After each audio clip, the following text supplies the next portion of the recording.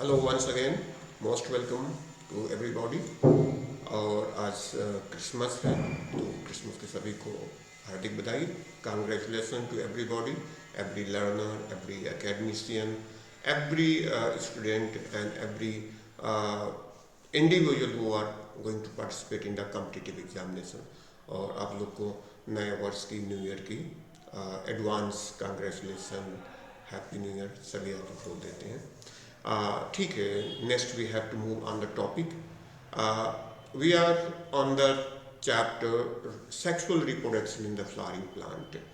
Or you have seen, we have seen that we have done the all major topics in this chapter, but one subtopic is very important, that is the development of fruit and seed. So formation of fruit and seed is one of the major topic. Normally it's not a very conceptual anyway, but if you look in the previous year NEET examination paper and even in the board examination previous year question paper, you find some very simple question asked there, but many times student and candidate have a lot of confusion to answer the properly what the question is asking. So now, keeping in mind in this situation, this also brings in important, we should know the illustrations and a very important the keywords, the anatomical and physiological aspect of the fruit and seed, and what is the significance of fruit and seed formation after the fertilization. As you know, this is the post fertilization changes में आप कहोगे it's fruit and seed, नहीं।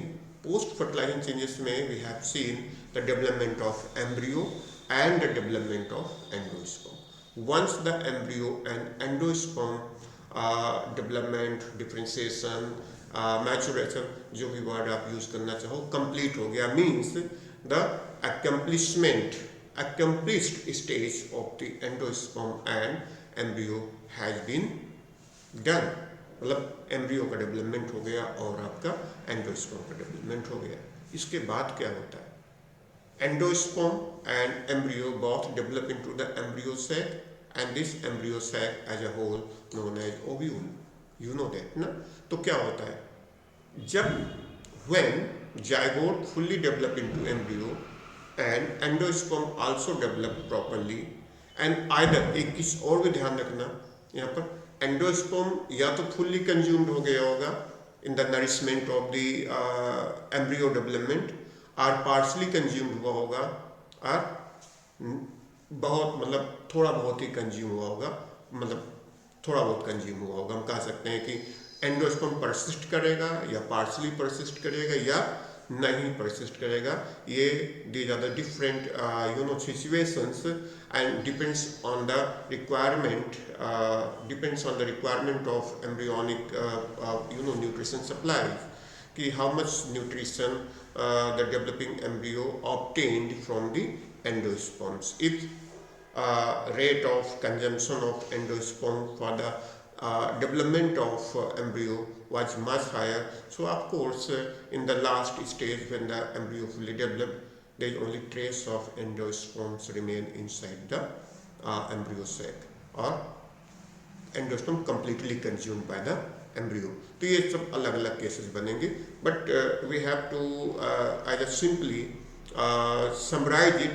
once the zygote develop into embryo and primary endosperm cell fully develop into the endosperms either persist or consumed by the developing embryo, the whole ovule became seed। मतलब जो ovule होता है वो seed बन जाता है, and जो ovary है वो फ्रूट में चेंज हो जाता है।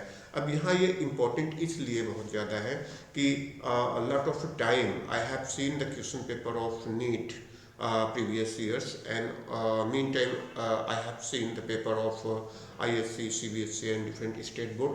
Sometimes they ask technical question from this topic also, fruit and seed. Although this topic is not conceptually very strong, but there are a lot of informations, lot of data informations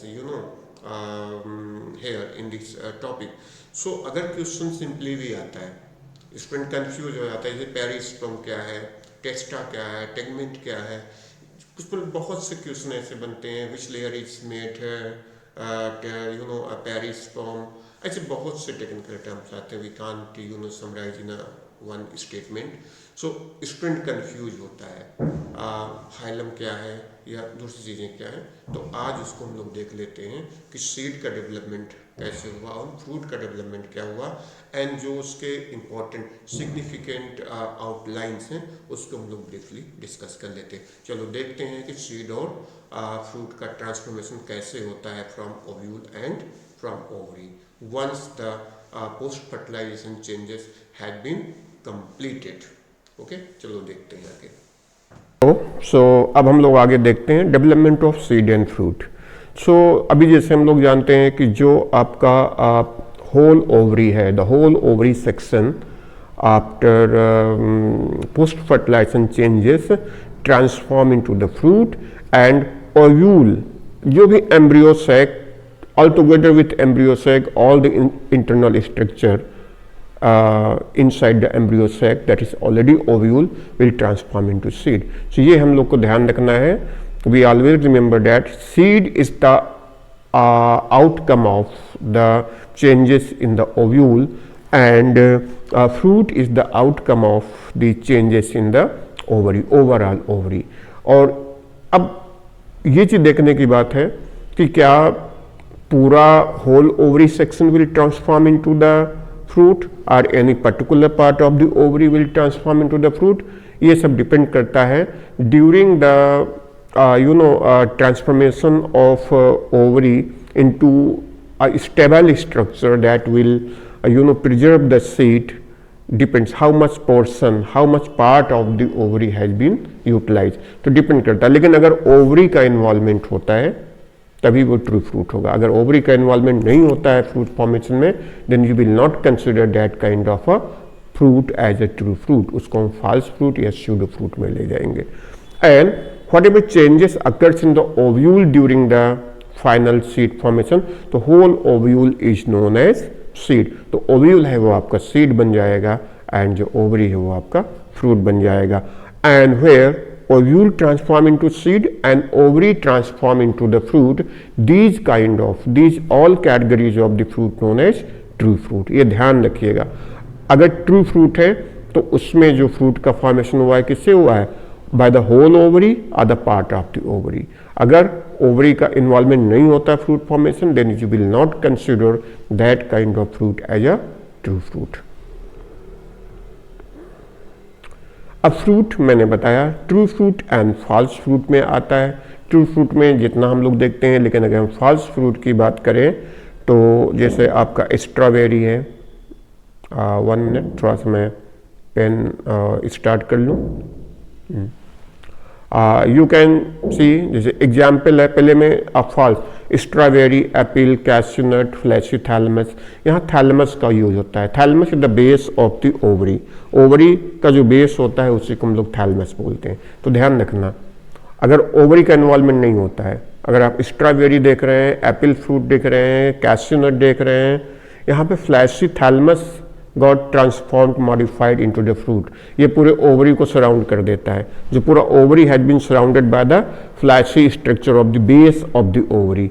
मतलब जो base है ये मान लो ovary है ये, तो जो base है उसका वो पूरे को ऐसे कवर कर लेता है। तो जो बेस कवर कर लेता है पूरे ओवरी को, तो जो ऐसा फ्रूट है, because the edible part of fruit became the thalamus, the fleshy thalamus, this kind of fruit known as false fruit.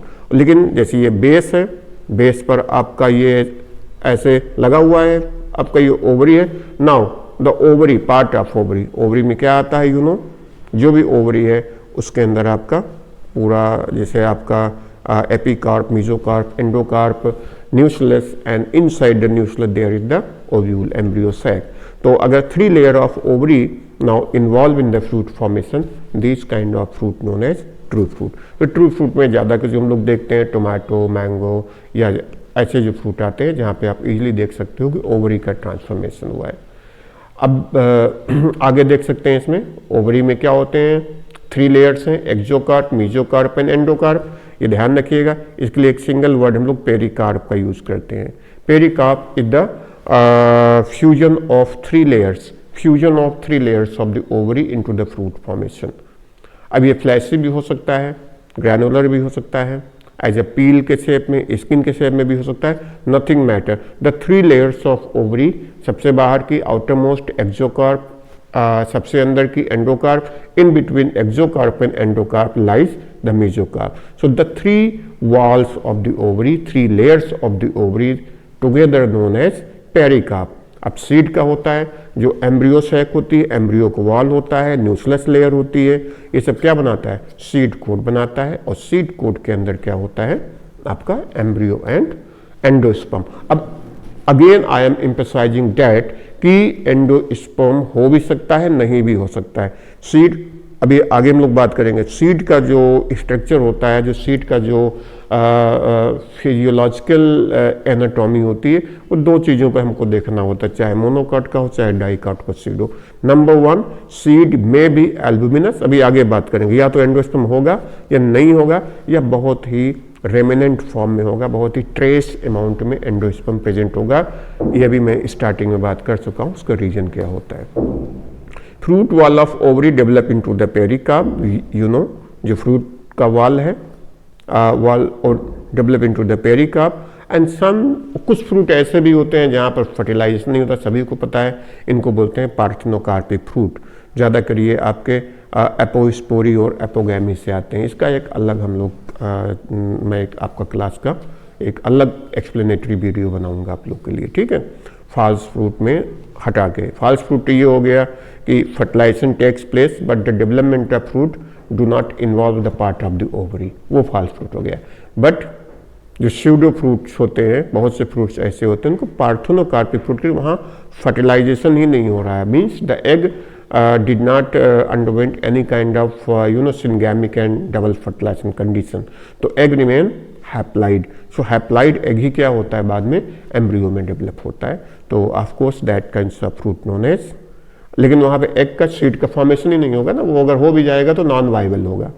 Parthenocarpic seed के बन भी गया ना तो वो जर्मिनेट नहीं करेगा, because they are haploid in nature. तो हैप्लाइड सीड जर्मिनेट नहीं करेगा ना, वैसे नॉर्मली सीड बनेगा ही नहीं. अगर सिर्फ क्या होगा, जो आपका ओवरी का वाल है वो फ्रूट में डेवलप हो जाएगा. But as you know that there is no fertilisation didn't take place in the embryo set. So क्या होगा?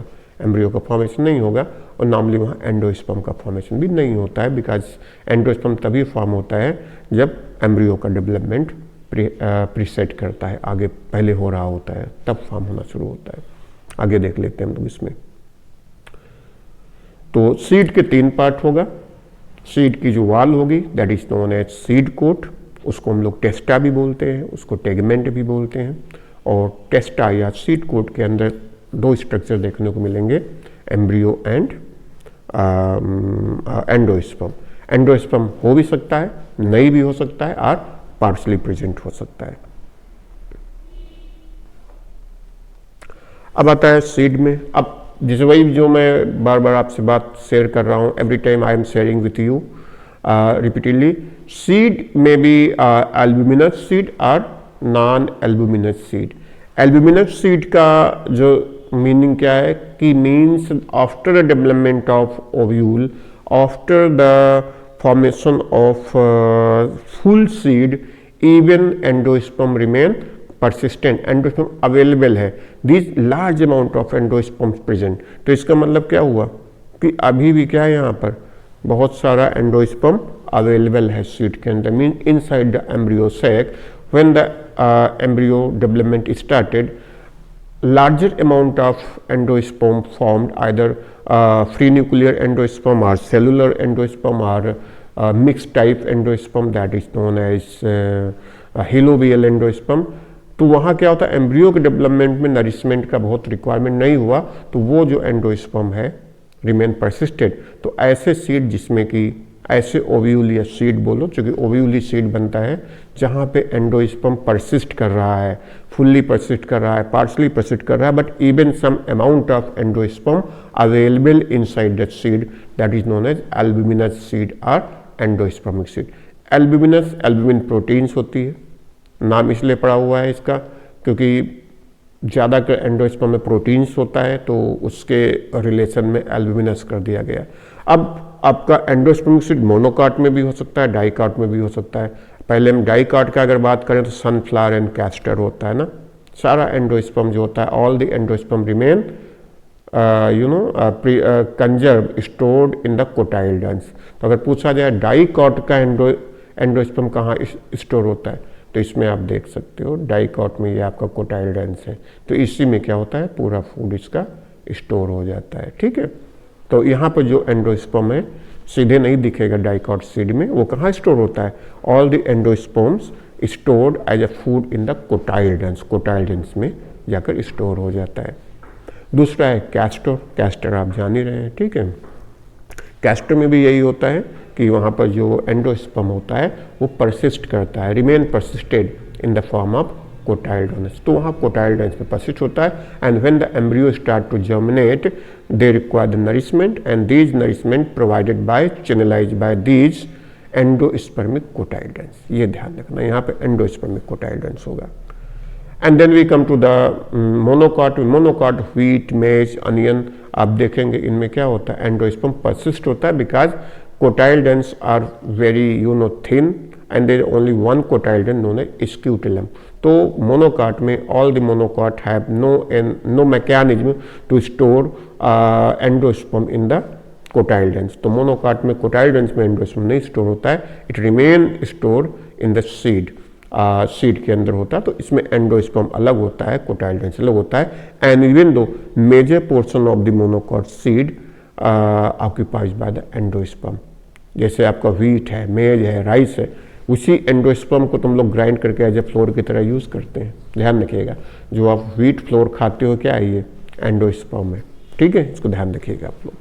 तो ये दो तरह के हो गए। अब नॉन एल्ब्यूमिनस की बात करते हैं अगर, तो मतलब जिसमें एंडोस्पर्म नहीं होता, means during the development of embryo almost whole endosperm has been consumed by the embryo for its nourishment and nutrition. तो इसमें क्या आता है, अब डाइकाट में से पी है, बीन है। अगर आप पी का सीड देखोगे तो पी के सीड में भी कोटाइलडन्स होते हैं बट एंडोस्पर्म कंज्यूम्ड, वहाँ एंडोस्पर्म नहीं होता है। बीन में भी देख सकते हो ना, तो पी और बीन कुछ एग्जाम्पल है, ध्यान रखिएगा, एग्जाम्पल्स आर वेरी नेसेसरी। अगर पूछा जाए कि ये सब यही एग्जाम में आता है, पूछ लेते हैं अ लॉट ऑफ टाइम कि कोई ऑप्शन दे दिया तो आप ये मत देखिएगा डाइकाट है उसमें कोटाइलडन्स है तो एंडोस्पर्म होगा ही होगा। डाइकाट का एग्जाम्पल दिया मैंने सनफ्लावर और कैस्टर का, जिसके कोटाइलडन्स में एंडोस्पर्म स्टोर है, वहाँ पे एंडोस्पर्म अवेलेबल है। लेकिन डाइकाट आपका पी एंड बीन भी है, pea and bean both are the dicot but there is no endosperm. All the nourishment directly stored, all the nutrition, all the nutrient material stored inside the cotyledons.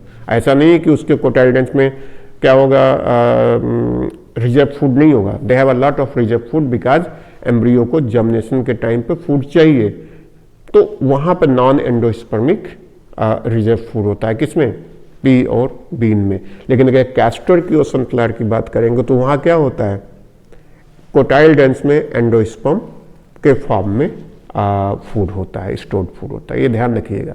तो अगर आपको दिया जाए you have a two seed of dicot plant, one is of the castor and second one of the pea, तो अगर आप दोनों का डिसेक्शन करोगे, if you dissect they will open like this one, ये इस डायग्राम की तरह ही ओपन होगा।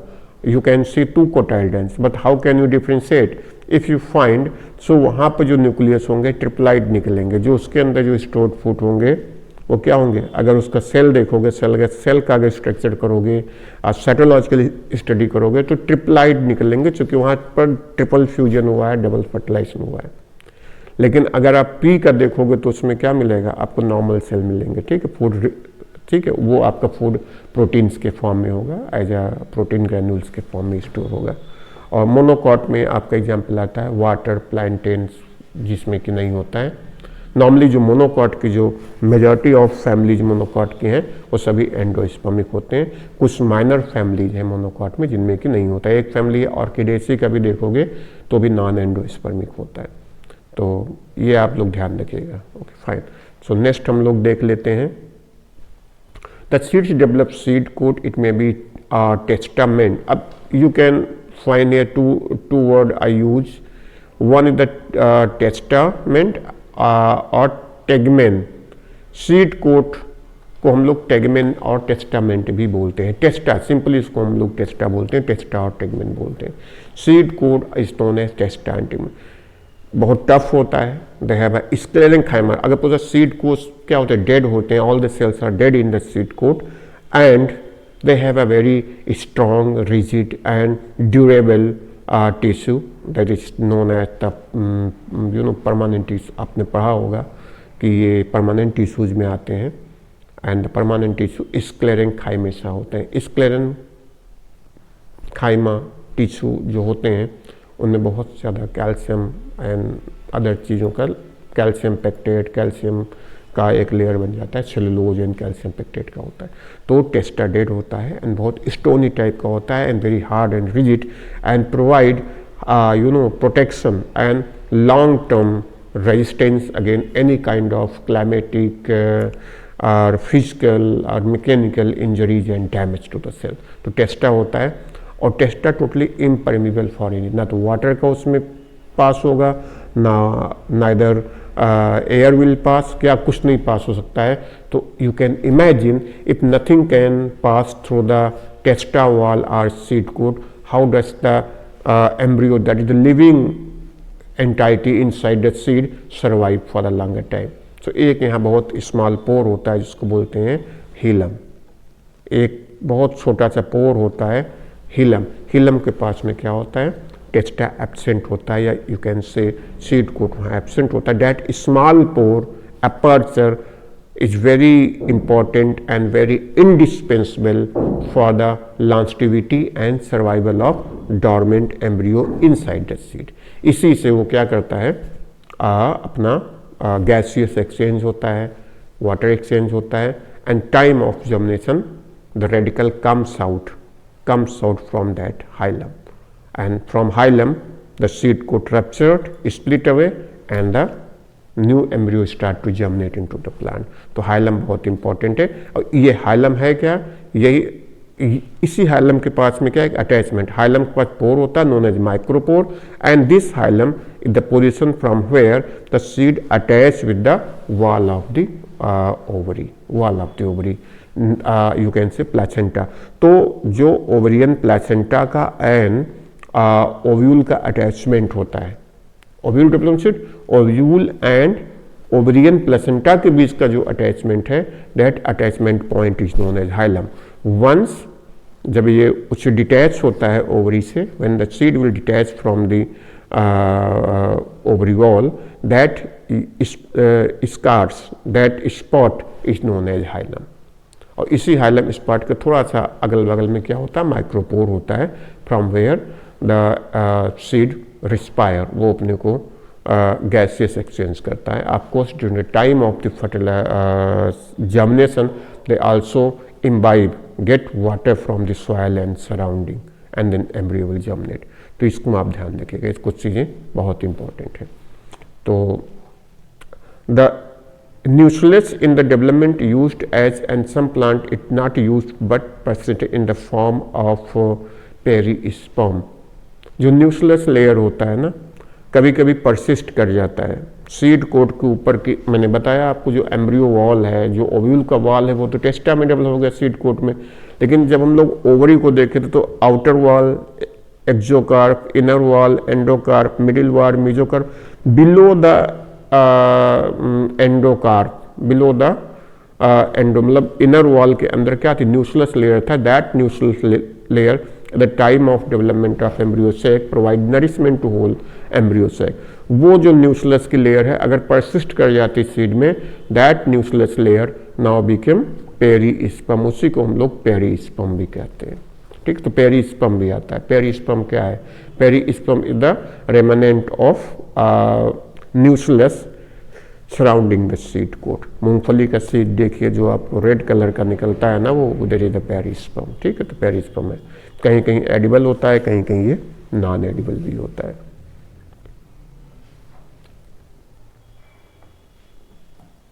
इसको आप देख सकते हैं. तो अब अगर हमको एक हाइपोथेटिकल सीड को इमेजिन करें कि अगर सीड दिया जाएगा तो हाइपोथेसिस आपको ये बनानी होगी either the seed is monocot और the seed is dicot. Now first hypothesis is seed may be a dicot, dicotyledonous or dicotyledonous, monocotyledonous or dicotyledonous, right? Now once you classify seed on the basis of presence of cotyledons, number of cotyledons either 2 or 1, the further classification you will hypothesize that either the seed will be endospermic or non-endospermic. Then again you can say monocot seed may be the endospermic. Majority of monocot seed are endospermic. उसमें endosperm persist करता है because the single cotyledons that is scutellum doesn't possess the capability to store the food for the growing embryo into the new plant. जब उसको germination में support नहीं कर पाएगा उसको, तो इसलिए उसमें बहुत सारा एंडोस्पर्म स्टोर होता है. वो आपका सेलुलर एंडोस्पर्म ही नॉर्मली मोनोकॉट में सेलुलर एंडोस्पर्म भी होता है. डाइकॉट सीड में पॉसिबिलिटी दोनों बनती है. यहाँ पे majority of monocot are endospermic but few are non endospermic और non albuminous, but majority of dicot are में क्या है दोनों तरह का होगा. either because they have a dicot, तो वहाँ जो cotyledons they are cotyledons have two possibility, either they consist of the endospermic food material or non endospermic. अब जो cotyledon में food है stored है वो दो तरीके का हो सकता है. that may be the endospermic stored food or non endospermic stored food. तो अगर non endospermic है तो उसमें फिर आप पी और बीन का देख सकते हो एग्जाम्पल, एंड अगर आपका एंडोस्पर्मिक है तो उसमें फिर आप कैस्टर का और सनफ्लावर का एग्जाम्पल दे सकते हो. At a lot of a time a question has been asked in the board examination, तो इसको ध्यान रखना एंड वेरी इंपॉर्टेंट. अगर ये एग्जाम में यहाँ से क्वेश्चन में आता है कि एंडोस्पर्मिक और नॉन एंडोस्पर्मिक सीड पे आपको ऑप्शन दे सकते हैं, they can give you the monocot seed, then they can give you dicot seed, and even they can only give you the number of dicot seed and ask which one is the endospermic and which one is non-endospermic seed. तो इसको आप बहुत carefully and judiciously and with proper बिल्कुल सही तरीके से pickup करिएगा. ये मत सोचिएगा कि डाइकॉट है कोटाइलडेंस है तो एंडोस्पर्म नहीं होगा, मोनोकॉट है तो एंडोस्पर्म होगा ही होगा. मेजॉरिटी ऑफ मोनोकॉट को आएगा तो आपको कुछ प्लांट हैं, कुछ प्लांट की स्पीसीज है, कुछ फैमिली हैं जहाँ पर एंडोस्पर्म नहीं होता है, बाकी 90% मोनोकॉट में एंडोस्पर्म होता है. लेकिन डाइकॉट में पॉसिबिलिटी 50-50 की बन जाती है. या तो कोटाइलडेंस नॉन एंडोस्पर्मिक होगा और कोटाइलडेंस एंडोस्पर्मिक होगा. Then you have to very carefully pick up your answer that time. Thank you very much to everybody.